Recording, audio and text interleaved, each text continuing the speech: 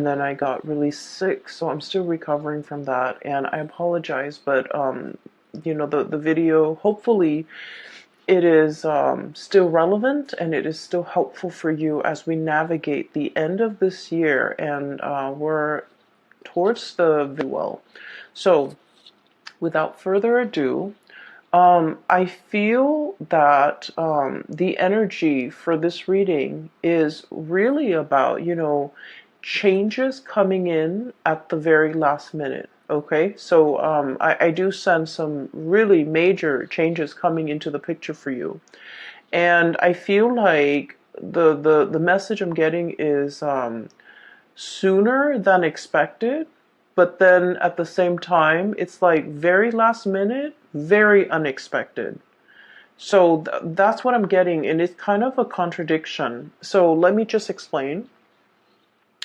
I'm feeling almost like there's something that you have been thinking about, trying to manifest for a very long time. And I feel like for many of you, might be 2 years, you know, the past 2 years, you're just like, I'm waiting around for it. And you're not one to, you know, sit around idle and wait for the tides of change to come swooping in.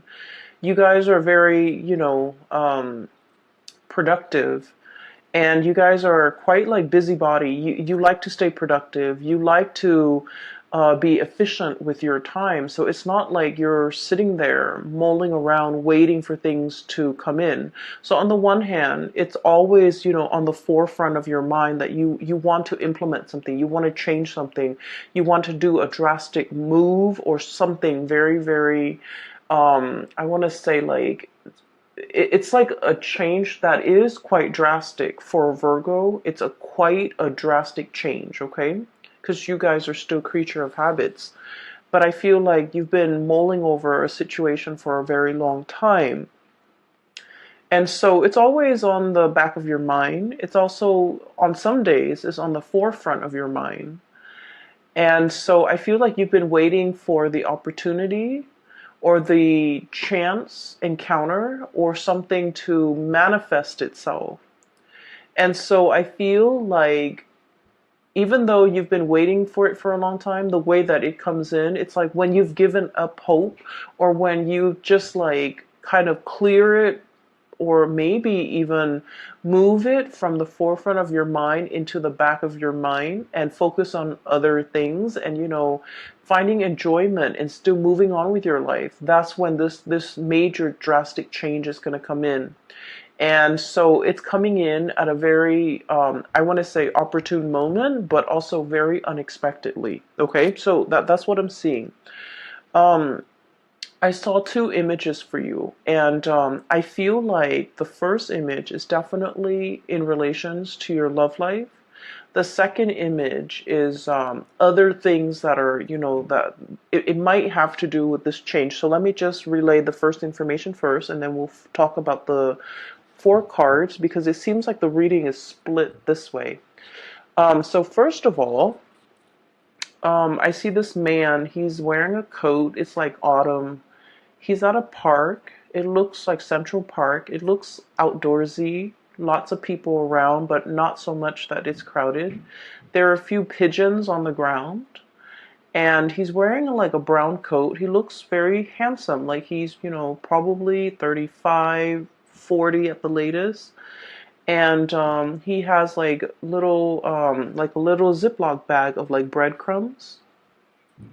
And so he's kind of casting it onto the ground, and the pigeons are like pecking at it. And so he's doing this. He's in a very calm state, but he's thinking about somebody. Okay.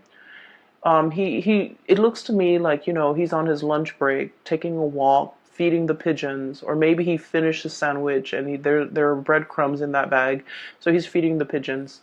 But either way, he looks like he's in an office type of a work environment, because he's dressed like, you know, loafers and slacks and a shirt without a tie, and a brown coat, like a brown trench coat. And so he's thinking about somebody else. He's thinking about somebody. And so the scene kind of splits in half, and there's another image. While he's feeding, there's another image of a woman. She's really pretty. She has blonde hair, and she has a mole, a very distinct mole on the bottom, I want to say right. Yeah, it would be the bottom right side of her chin. You know, like it's a small speckled mole, but it's very distinct for some reason. She has like red pinkish lipstick on. She's in the kitchen. She's wearing an apron. She has blonde hair. She's very young, like probably around the same age. She's cooking a pot of soup. So a really big pot of soup. And she's tasting it from a ladle, and she's adding a little bit more seasoning, salt, pepper, whatever it is. And then she turns off the stove, like it's ready, so she turns it off. And she's looking at the stove, then she looks at her living room, and she's alone, you know, in this house, in her space. And she's kind of thinking like, you know, this is such a big pot of soup. I hope I wish that that other person were here to enjoy this food with me. So it seems like there is a situation where the two of you might have been broken up. I do see, you know, the split scene as in two people that miss each other, that long for each other's company, that's heavily thinking about one another. That's like the whole concept about sharing food, cooking for one another, you know, I guess connecting through food. It seems very nurturing. It seems like it might have been a relationship where there's a lot of community, there's a lot of caring, there's a lot of tenderness, there's a lot of like, you know, mutual affection and you know, it's not like you wouldn't eat and cook for somebody you don't like, right?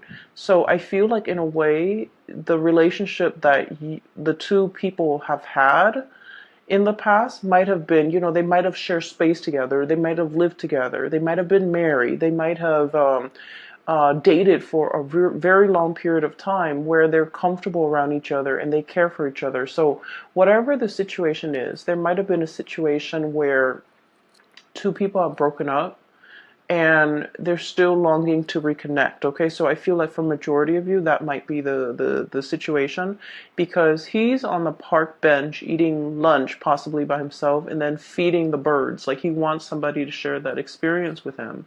And then she's cooking this big pot of soup and she's alone in the house, and she's thinking like, I wish that person were here to share this soup with me. So it makes me feel a little bit sad, but at the same time, I just feel like both people are very content. You know, they're going through the motions, they're still able to take care of themselves. So even if it was like a breakup or a situation where one person is no longer in the other person's life, life goes on. Like two people are still resuming their life. They miss each other once in a while. They're nostalgic for the past, and they miss that sense of companionship. I feel there's definitely a sense of like, yeah, companionship. But you know, life goes on. No one is heartbroken and devastated and unable to function. Both parties are still able to function. Give me just 1 second. I apologize. Sorry about that. I was making tea and the water boiled, so I had to turn it off. Um, Going back to that image that I saw, I feel for many of you, the fact that these two people are, you know, in different places, like there might be like geographical distance, and the fact that they're heavily thinking about each other denotes to me like a really strong soul connection. Okay. And it's depicted here. I have the Two of Cups. This is the sense of companionship, okay? The Cups energy deals with like emotions and also spiritual energy, where two people feel very, very connected, okay?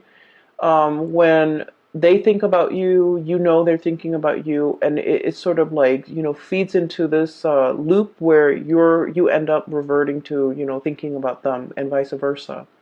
So it's a situation where two people are very, very deeply connected, really care about each other. There might be great compatibility as well. Really great compatibility between two people. So for you, especially if you're in a long distance relationship, I feel like there is a immense sense of longing, wanting to be together, wanting to connect, wanting to, share the experience with another person.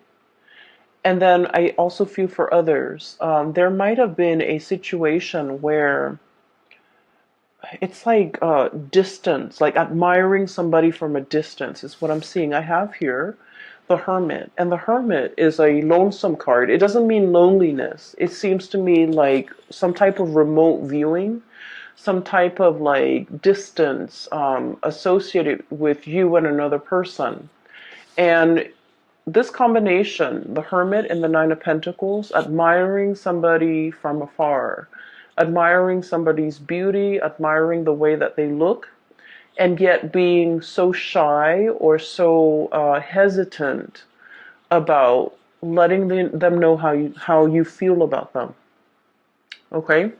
So if you're geographically distant from the person that is, really occupying a lot of your thoughts, and you're thinking heavily about them, I feel like they are definitely also thinking about you.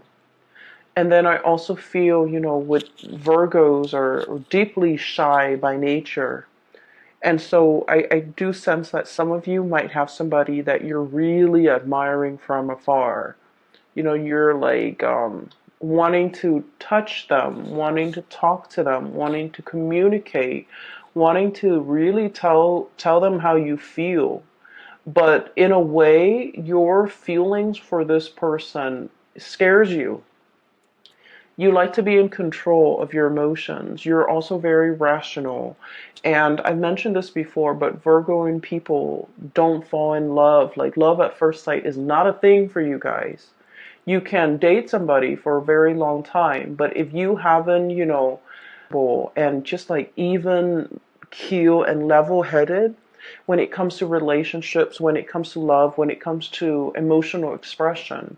And so I feel like you're feeling this wave of emotions overcoming you, and you kind of, shrug it off or cast it aside. And you're like, that's not rational. I barely know this person. It's not rational. You really like this person. They're very independent. I'm getting a feeling of like somebody who might be let me see, like somebody who's quite exotic, who um there's something unique about them. So the woman with the mole on her face, it's coming out, it's near her chin. So like I feel like you're dealing with someone who's not stereotypically like, it's not somebody that everyone would consider like classically beautiful or classically handsome. But for whatever reason, there's something about them. They have charisma, they have stage presence, they have magnetism. There's something that makes them very unique, and other people cannot help but stare at them twice. You know how there's some people, they're not classically handsome or beautiful by any stretch of the imagination, but there's something about them that's very alluring. And I feel like it has a lot to do with their confidence, the way they carry themselves, the way in the way they carry themselves. Okay, this is a Nine of Pentacles, very independent, self-sufficient, bold. It's somebody who is like on the one hand, they can be very earthy, very easygoing, not high maintenance. You won't catch them, dressed to the T and like with full makeup on, or cologne and hairspray and grease in their hair or whatever. Like they're not made up, they're just understatedly like just confident and put together without trying so hard. It's somebody that does everything with such grace and such ease, and I feel like because of that, a lot of people are very drawn to them. And then I also, going back to what I mentioned before, a lot of Virgo people, you guys are really deeply very shy. You do get stage fright. You don't like to be on center stage. You don't like to have a lot of attention on you. You feel a little bit out of place. And for some of you, okay, please don't get offended. You might feel a little bit, socially awkward in probably a social setting, or in a setting where you don't know a lot of people. You might feel very socially awkward when you have to give a speech, give a talk, when you're speaking and everyone is staring at you. Like you don't like that attention. And so you admire this person for the bold and the, I guess, like the confident way in which they move through life, the ease in which they do everything, and the ease in which things just magically work out for this person. So I feel like you really deeply admire this person. And you might be admiring them from afar. And I feel like for some of you, they are also feeling that way about you. But I feel that the gravity of your feelings for them, it's overwhelming you. Like you're kind of dumbfounded about, like, I don't believe in first love at first sight. Why do I feel so strongly about this person when I barely know them? There's a little bit of intrigue and mystery here. And it's like you might not know a lot about them. They might not know a lot about you. You might see each other casually in passing, and you might feel like, wow, that would be a really good person for me to date or for me to have as a girlfriend or a boyfriend. And I do sense like they have no idea how you feel. And so, trying to make conversation, making small talk. Virgos don't really like that, but like making small talk and trying to get into their inner circle and trying to, I'm hearing infiltrate, trying to like get one leg in the door, okay? I feel like that might be a really good first step, because they might not have an idea as to how strongly you feel about them. And you're kind of scared of the impact that they are having on you. All right. So let me just, that's for like singles. I feel like there's someone who's really capturing your imagination, and I'm just feeling like you're tongue-tied and nervous, and you get flustered, and you might flush and turn red when they're around or when you think about them, because I feel like your desire for them and your feelings for them can be a little bit overwhelming. Okay, so that's for singles. Um, I'm feeling as if, for those who are in a relationship, okay, if you're together with somebody, you and your partner have like you're kind of like at a major crossroads, not because of the relationship, but you're planning to make some major moves, okay? Make some major moves. And I feel like for some of you, we have here the Two of Pentacles. And the Two of Pentacles is about juggling jobs, juggling responsibilities, trying to figure out, do I stay here where it's stable, or do I go somewhere else? And I feel like this decision, you're trying to think of it's like it doesn't exist in a vacuum. You're not making this decision alone. There's inputs from your partner. There's considerations from your partner that's like coming into the picture. And so like you're trying to make all the pieces fit. Okay, and that's going to become a little bit more apparent when I talk about the next image that I see. Make all the picture, like the pieces fit together, so that you can, implement some type of a plan. So there's a lot of mulling over. There's a lot of communication. And then I also feel as well, there's a sense of like temptation, okay? You might be in one relationship and you're captivated by another person, okay? I'm seeing a lot of like earth and water. So like another earth sign, Virgo, Taurus, Capricorn, and water sign Pisces, Cancer, Scorpio. So you might be in a relationship with one of those signs, and then you're like fascinated or interested in another person. Okay, and so you're trying to figure out what course of action to take, what you should do. Do I stay in this relationship or do I jump into another relationship? So I feel like there's a lot of relationship energy, really just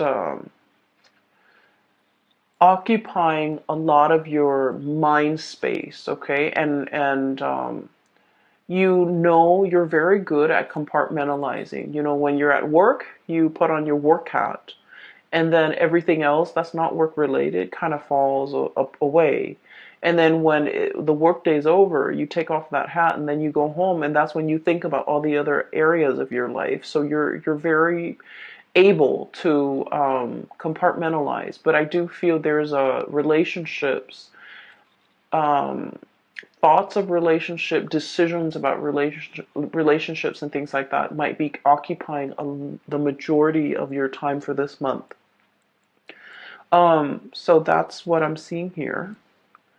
The second image that I saw is I see this jigsaw puzzle. It's a scene of like a tsunami, like an ocean, waves coming in. Not like a giant tidal wave, but it looks almost like those Japanese, pictures of like tsunamis, like ocean waves, okay? It's a jigsaw puzzle. It's incomplete. The edges are already filled in, but the pieces are missing from the inside. And so I see somebody's hands putting the pieces together. And the person finds this piece, and the color scheme is very, very similar to something that's part of the wave over here. The color scheme is really similar. So you know how when you do jigsaw puzzles, the strategy is do the edges and then group all the pieces together that have similar color schemes and then go from there, right? So that's the way I feel like a systematic Virgo's mind would work. Like pieces should fit together. And so the hand holds up, and I think it's a guy's hand. It's a man's hand. And he finds this piece and he's like, oh, it's going here. And then he tries to fit it in, rotates it, it doesn't fit. And he was all like, but it has to. The colors are so similar. And so he puts it down and he was like, maybe there's something wrong with the laser that were used to cut the pieces. So he starts, turns his hand into a fist and starts like pounding on it to make sure it fits. But sure enough, it doesn't fit. And so he puts it aside, and you see it in fast motion where he finds pieces and everything's filled in, and at the very end there's one piece missing, and then he goes, oh, that piece that I put aside, now it goes here. And then the scene just kind of cuts out. So what I'm seeing here, like I mentioned before, there's a time and a place for everything, and everything works when it's supposed to, and everything falls into place when it's supposed to. If we, try to change that logic and try to fit something where it doesn't belong, and we try to stomp it and pound it in, it's still going to resist. Okay, so I definitely feel like there was something that you thought was really right, like in your hearts of hearts, in your mind, no matter how much you mull it over, you're just like, it's perfect, it has to work, it has to work. And for some reason, it didn't work. For whatever reason that you couldn't even understand. I guess that reason was never shown to you. And even till now, whenever that situation happened in your life, even now, you're still perplexed about it. And you're just like, well, it didn't work in the past, and I don't know why it didn't work. What will happen now to make things work? So I feel almost like this, um, it's like a infinity loop, this things coming back full circle, where you're reminded of a time where you try something and you were so 100% sure that, well, the colors are similar, the edges are similar, why didn't it fit? And now a similar situation is coming around, and you're just like, what if it doesn't fit this time? What if it flops on me? Right? And so I feel like there's something coming around full circle. Okay? And whatever didn't work out before is going to work out now, because in the past you forced it, you pounded it in.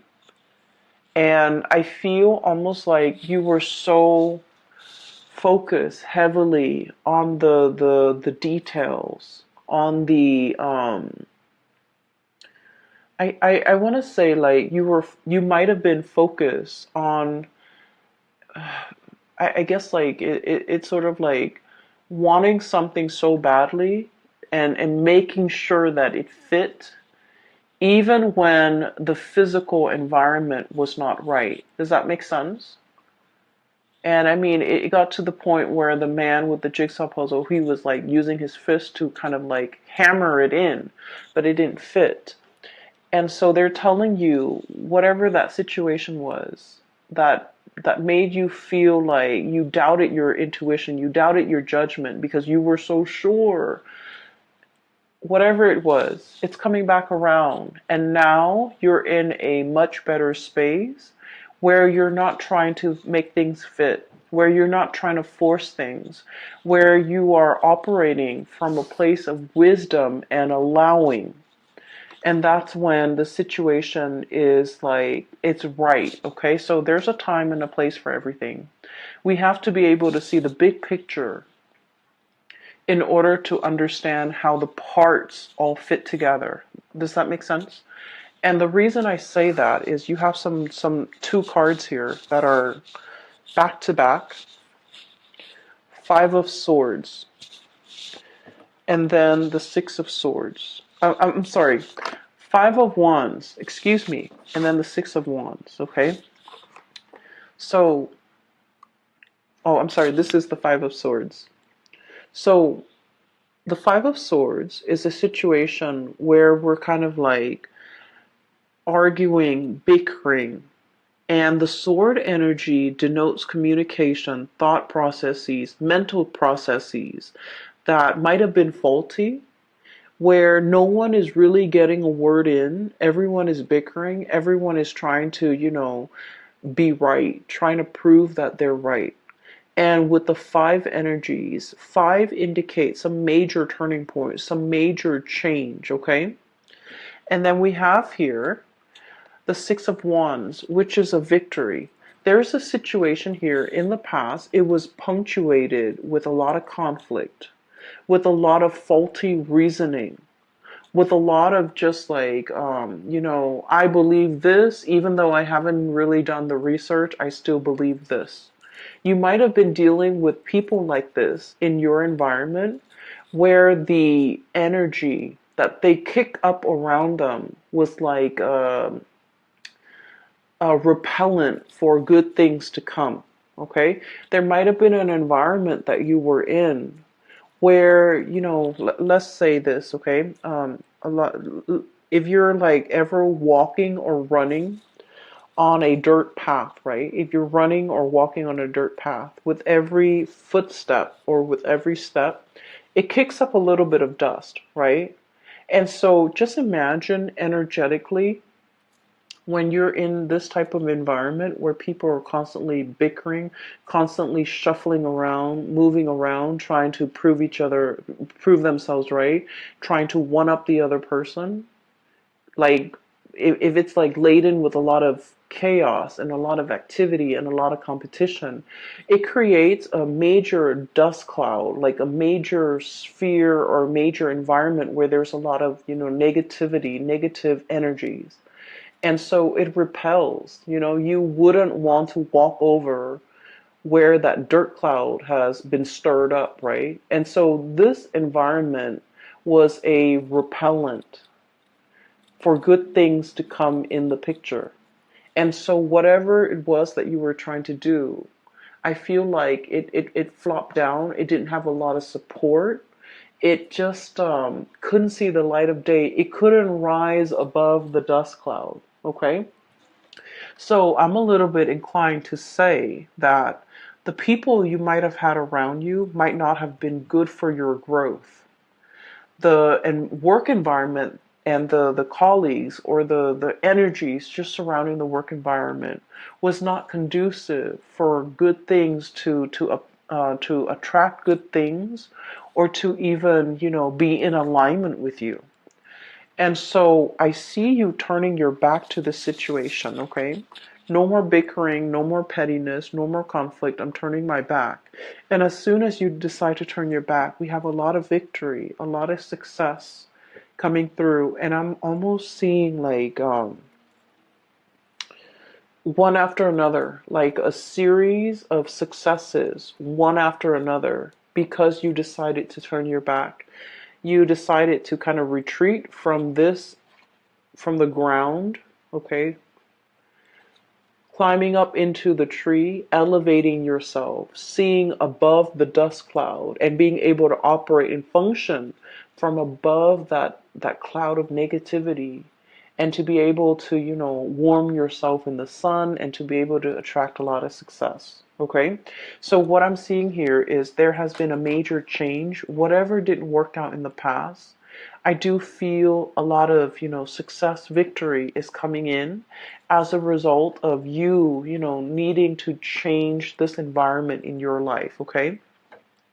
There's some major news associated with it as well. We have here the Page of Swords, and the page energies are snippets and messages coming through.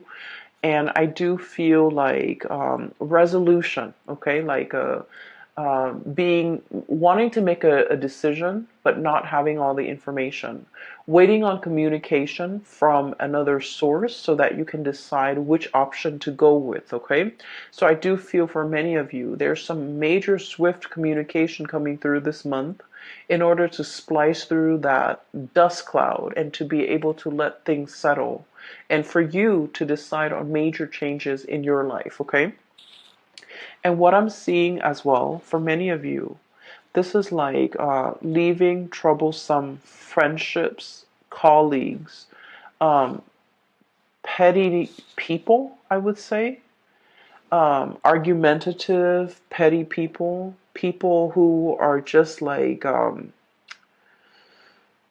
what's funny is I don't see gossip and slander and things like that. I don't see that in here. I just feel with this Five of Swords, it's like people who constantly want to be right, who have their daily agenda is just wanting to prove themselves right, wanting to show other people how smart they are, and things like that. Okay, so I feel like you're turning your back away from this.